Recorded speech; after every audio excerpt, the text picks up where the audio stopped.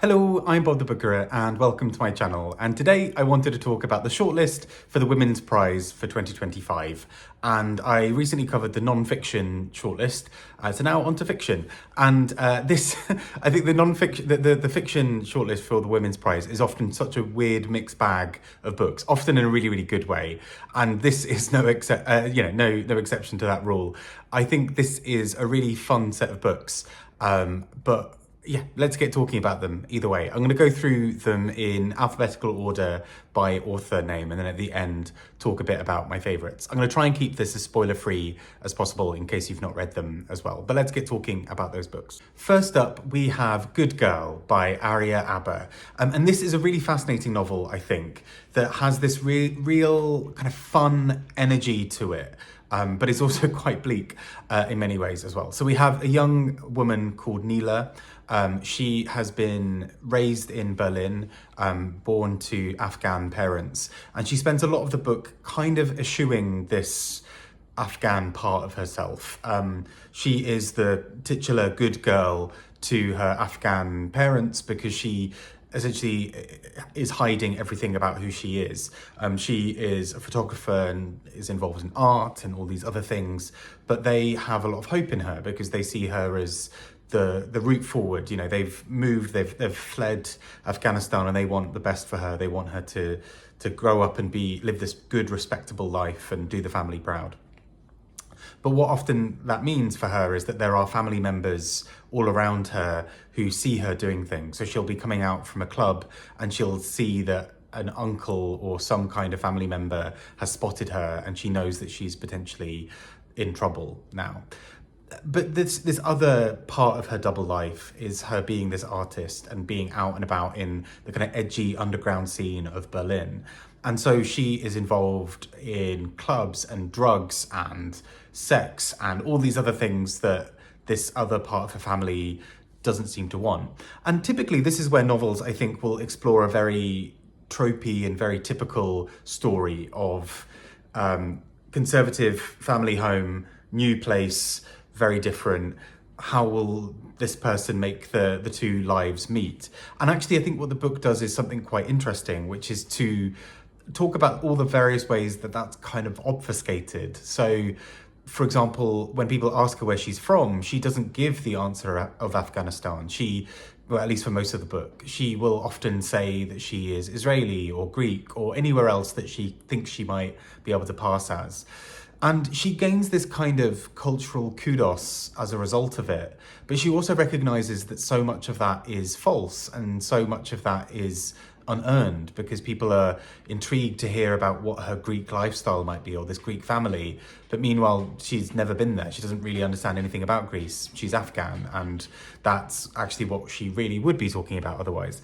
But I found the ways that she explores this kind of underground life, and particularly falling in with people, you know, she has these terrible relationships with awful people, but we at the same time see that she is incredibly flawed and is doing the best she can in a very difficult situation, but is also being incredibly hurtful to a lot of people around her and is just a bit of a nightmare. So in many ways, this book, I think, does some really interesting things with, does some really interesting things with that trope and with that idea and plays around with it. And I found this book a really engaging read. I thought I really liked it a lot about what this book was doing.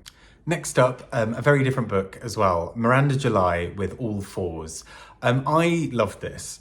I thought this was really ridiculous and absurd and so much fun. The core idea is that a woman she's I think in her early or mid 40s. She is slightly tired of her life, and one day she decides to essentially run away from that life.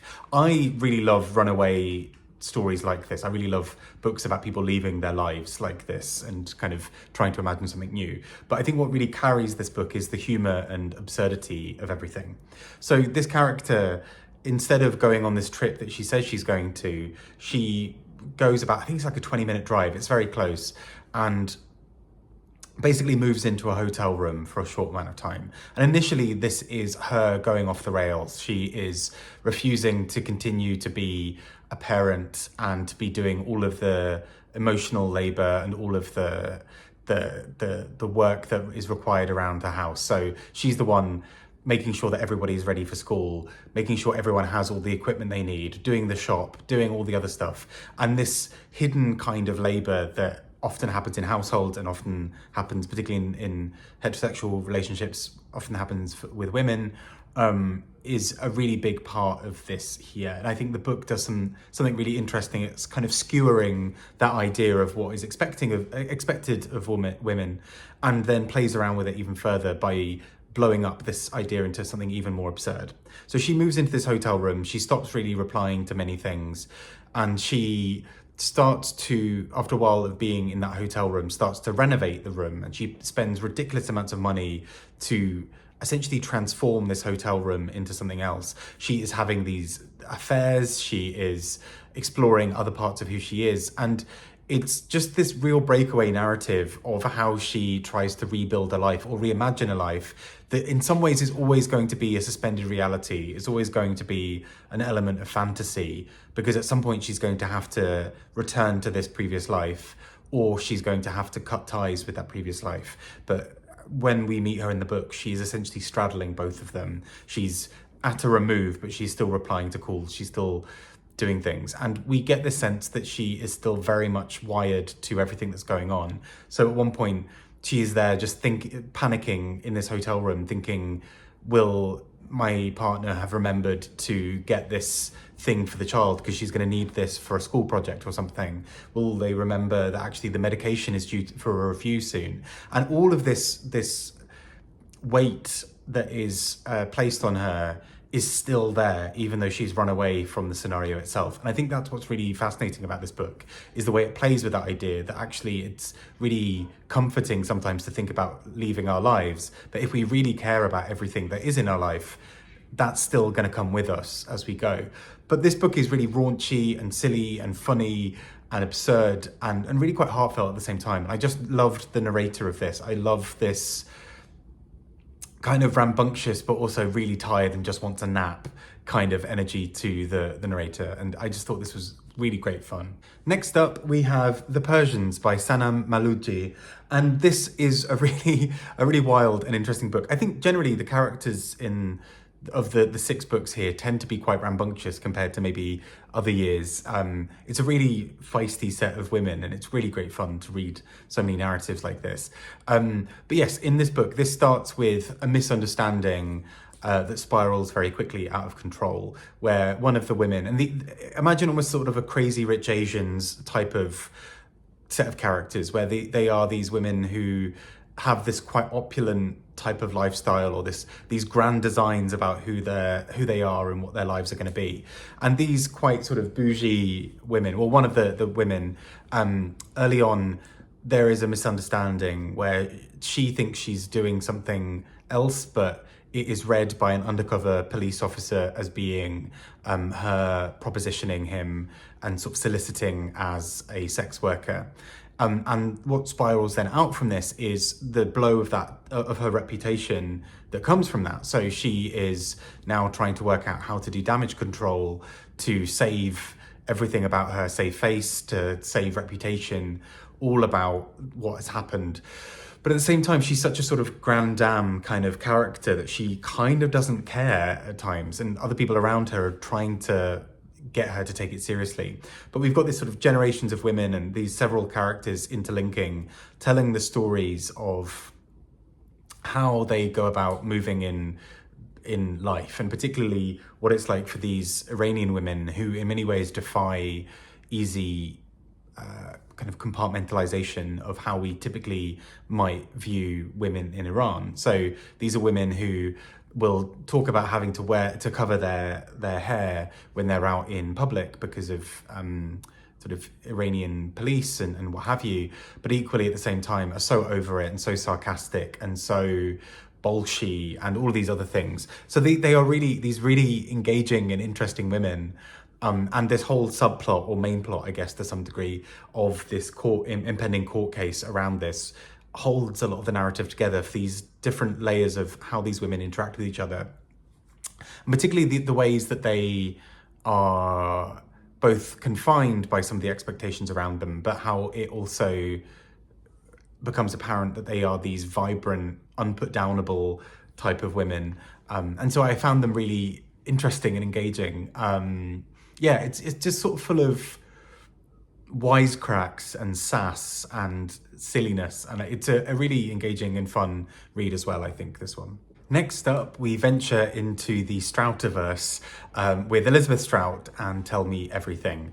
And this is a book that starts to become almost like an all-stars version of the Strout universe, of bringing together Olive Kitteridge, the Lucy Barton character, and all the other associated people in various parts of characters Elizabeth Strout has written before. And so Tell Me Everything builds essentially on the previous parts of the series with this real sense of wisdom and beauty. Particularly, it talks about this sense of friendship and what it means to find meaning later in life as well. So we have Bob Burgess as a character returning, and he is involved in this legal dispute or this legal argument throughout the book of trying to uncover the details behind a case, and particularly one that seems quite emotive because it involves murder, and particularly murder of a family member. We then have Lucy Barton and Olive Kitteridge meeting, and so this is the sort of apex bit of a Strout universe of two of her biggest heroines or main characters, I guess, meeting, and particularly this sense of what these two women would do once they encounter each other. These are both two women whose lives are in many ways very different, but have coalesced over some quite similar moments of how they have tried to find a sense of meaning in the world, and particularly with sort of writing and stories and how they engage with this. So a lot of this book is also these two women sharing stories and trying to understand their lives now. And there's a sense of looking back and looking forward at the same time of, you know, the previous book had gone into particularly sort of COVID lockdown kind of life. And this book builds on that to imagine a new future. But these two women are also really reflecting on a lot of what their history has been. And what it kind of looks like for these two women who have in many ways skirted around each other for so many parts of their lives, now meeting and becoming friends, and what it looks like to be sort of in your later years recounting what life has been, but also through that there's a newness because the characters are telling their stories. They're essentially saying, look, I'm 70, for example, now. Here's what my life has been that's got me to where I am, to all of my experiences that make me who I am now at 70. And both of these women sharing this then becomes this thing of, well, now we've got that. What does it look like when we get to the next milestone? Who are we now? And I think there's something quite hopeful and peaceful about this book, because it, in many ways, the sort of Elizabeth Strout writing style of this very almost conversational at times way of writing, this really beautiful, folksy, charming way of writing. But it reveals these little truths about life and how the characters got there. I just think this is really beautiful in many, many ways. I have slowly really come to love Elizabeth Strout's writing. On the surface, it seems a lot simpler than it really is. There's always something going on underneath the hood, I think. And particularly in this book, there's so much wisdom about life and what it means to grow old that I think is so, so beautiful. Next up, we have The Safekeep by Yael van der Wouden. And this is a book I've done a separate review on when it was part of the Booker shortlist last year. But this book I think is interesting in a lot of ways. It's a book that initially I didn't love, I have to admit, and I struggled with some parts of it, but actually it's really lingered in the way I think about it.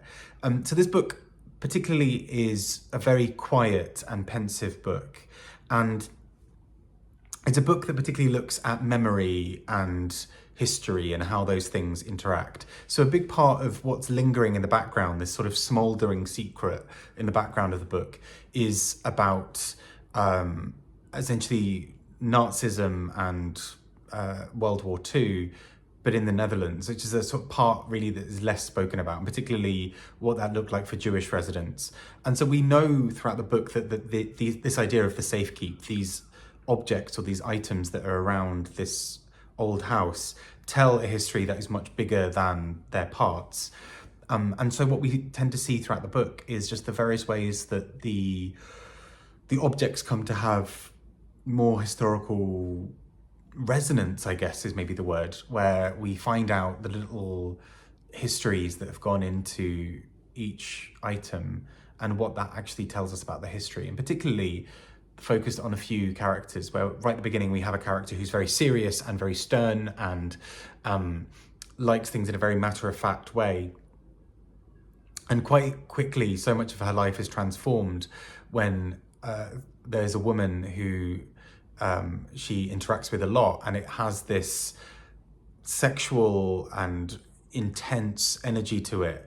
And I think there's something so beautiful about the way that that is done through this sort of sensuality, but also this real tension that cuts through the book. And that juxtaposed with this historical record and the tension of history in that sense, and how you go about in the modern day looking at a house that has had such historical significance and has had all of these things happen inside its doors and inside its walls, and yet in many ways it just has to carry on. What happens to that history? What point do we move that history along? It just becomes this real cloud of how do we hold on to these things and recognize them as important, but also not get swallowed up by the enormity and the terror of that history as well. And finally, we have Fundamentally by Nussaibah Younis. And this is a book with a really wild and rambunctious idea at the heart of it, which is essentially a woman in attempting to some degree get over her heartbreak, is also offered a job that allows her to work in a UN agency to try and de-radicalize people who have been taken in by ISIS. So yeah, a bold and provocative central idea. And the idea behind that is that she essentially is starting to work with these young women and starts to realize the difficulties of what radicalization and de-radicalization really look like. That it's not enough to just enter into the marketplace of ideas and say to someone, oh, have you thought about not being a terrorist? You know, that actually there are fundamental things that have gone into this for them. And there are ways that these people are vulnerable and that they have perhaps been isolated and all these other things. And the book takes that as its core idea and runs with it. But it's also this really silly and in-your-face book with a lot of jokes. So even right from the first page, it's bursting with jokes and absurdity and silliness. And in some ways, I will say, I think this is partly where the book lost me in some places, in that I felt like there were a lot of jokes. And don't get me wrong, I don't mind a funny book, but I think the jokes were so thick and fast that at times it was a little breathless in a way where actually I think I needed a little bit more of a sort of peaks and troughs kind of thing to it, where I think I needed a bit more of the tragedy followed by something funny, followed by tragedy to kind of get that balance. I will say though, despite that, I think it really picks up. I think for me, what felt like quite early into the book, this sort of a lot of absurdity and silliness gave way to something quite profound. And particularly the relationship between the main character of this book and a young woman who she is attempting to work with to de-radicalize. And she sees a lot of this young woman in herself, and as a result has this sort of sisterly bond that you know is in many ways going to be a tricky thing for her to work with, because it's something that is just hard. You can't just throw away the fact that somebody reminds you of someone, or reminds you of yourself, but at the same time it can blind you to potential ways that they maybe are still vulnerable or still need help in other ways. And so I think the book plays around with this quite a lot, and I found some of the scenes of this really beautiful in the ways that it describes this idea of why people enter into radicalization. There are a lot of characters who I think are set up in this book to just be the butts of jokes, and that's fine. Comic relief in a book that is about something so serious and intense is necessary.